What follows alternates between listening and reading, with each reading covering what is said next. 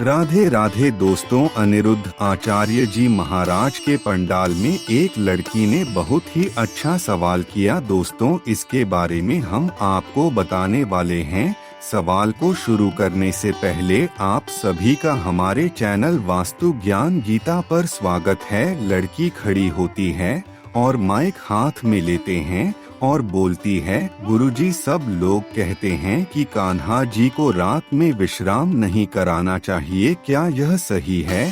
तभी गुरुजी बोलते हैं, क्यों नहीं कराना चाहिए? लड़की रहती है, सब लोग कहते हैं कि कान्हा जी को सुलाने से नहीं अच्छा नहीं होता है, इसलिए सुलाना नहीं चाहिए। तभी गुरुजी इस लड़की पर गुस्सा हो जाते हैं और कहते हैं, फिर तुम काहे सोते हो? देखो, भगवान नहीं सोते कभी जी। फिल्म देवी भक्ति का भाव है, उन्हें सुलाने का तो कोई परेशानी की बात नहीं है। मैया यशोदा सुलाती थी कि नहीं कन्हैया सोते थे कि नहीं कन्हैया तो जागते रहते हैं। वे भगवान है, पर भगवान भक्तों के वश में होते हैं। जो भक्त जगाए तो भगवान जाग जाए, भक्त सुलाए सो जाए, भगवान तो सदा जागते हैं। लेकिन फिर भी भक्तों के लिए, जैसे माँ बच्चों की प्रसन्नता के लिए बच्चों के संग खेलती है, दादाजी बच्चों की प्रसन्नता के लिए घोड़ा बन जाते हैं, ऐसे ही भगवान भक्तों की प्रसन्नता के लिए भक्त सुलाएं, भगवान सो जाते हैं। भक्त उठाए तो भगवान उठ जाते हैं, भक्त खवाए तो भगवान खा लेते हैं। अच्छा, वो कान्हा जी को चावल का तिलक क्यों नहीं लगाया जाता है? अक्षत भगवान को चढ़ाते हैं। पूजा पाठ जब होती है तो विशेष रूप से पूजा जब बड़ी होती है तो चावल चढ़ाते हैं। तुम्हें भगवान पर चढ़ते हैं, भगवान उनसे प्रसन्न होते हैं।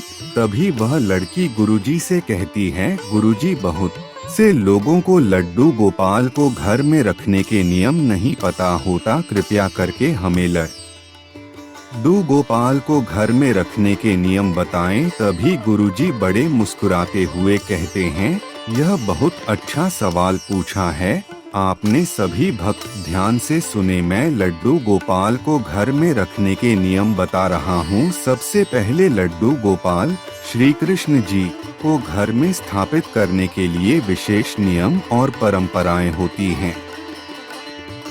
इन्हें सही तरीके से पालन करने से सुख, शांति और समृद्धि बनी रहती है। यहाँ कुछ प्रमुख नियम दिए गए हैं। 1. स्थान का चयन, लड्डू गोपाल को घर के स्वच्छ और पवित्र स्थान पर रखें। इन्हें रसोई, बाथरूम या सीढ़ियों के नीचे नहीं रखना चाहिए। पूर्व या उत्तर दिशा में इनकी स्थापना शुभ मानी जाती है। 2. स्नान और सफाई, रोज सुबह स्नान कराएं और स्वच्छ वस्त्र पहनाएं। स्नान के लिए गंगा जल, दूध, दही, घी और शहद का उपयोग किया जा सकता है। 3. वस्त्र और आभूषण, लड्डू गोपाल को नए और स्वच्छ वस्त्र पहनाएं। मौसम के अनुसार वस्त्र और आभूषण का चयन करें। सर्दियों में गर्म वस्त्र और गर्मियों में हल्के वस्त्र दें। 4. भोग और आरती, दिन में कम से कम 2 बार भोग लगाएं, सुबह और शाम। ताजे फल, दूध, मक्खन, मिश्री और माखन का भोग देना शुभ माना जाता है। आरती के समय दीपक और धूप जलाना न भूलें। 5. संध्या आरती और भजन, संध्या समय में लड्डू गोपाल की आरती करें और भजन गाएं। आरती के दौरान घंटी बजाना और शंख बजाना शुभ होता है। 6. विश्राम का समय, रात में सोने से पहले उन्हें आरामदायक बिस्तर पर सुलाएं। सोने के समय पर उन्हें दूध का भोग लगाएं। 7. सात्विक वातावरण, पूजा स्थान के आसपास साफ सफाई रखें।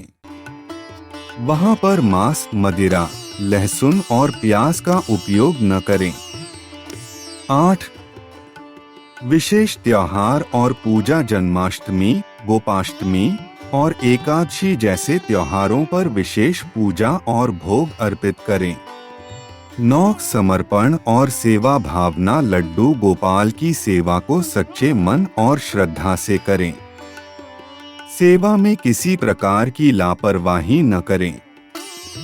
10 परिवार के सदस्यों की भागीदारी। पूजा और सेवा में पूरे परिवार को शामिल करें। इससे घर में सामूहिक सकारात्मक ऊर्जा बनी रहती है। इन नियमों का पालन करने से लड्डू गोपाल आपके जीवन में सुख, शांति और समृद्धि लाएंगे। इस प्रकार से अपने घर में लड्डू गोपाल का विधिवत रखना प्रारंभ करें। गुरु जी की यह सभी बातें सुनकर भक्त बहुत ही खुश होते हैं और तालियां के साथ गुरु जी की कथा का अभिनंदन करते हैं।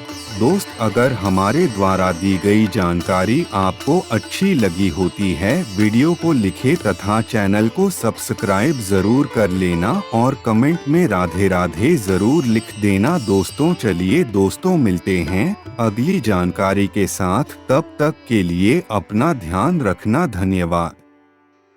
9 समर्पण और सेवा भावना। लड्डू गोपाल की सेवा को सच्चे मन और श्रद्धा से करें। सेवा में किसी प्रकार की लापरवाही न करें। 10 परिवार के सदस्यों की भागीदारी। पूजा और सेवा में पूरे परिवार को शामिल करें। इससे घर में सामूहिक सकारात्मक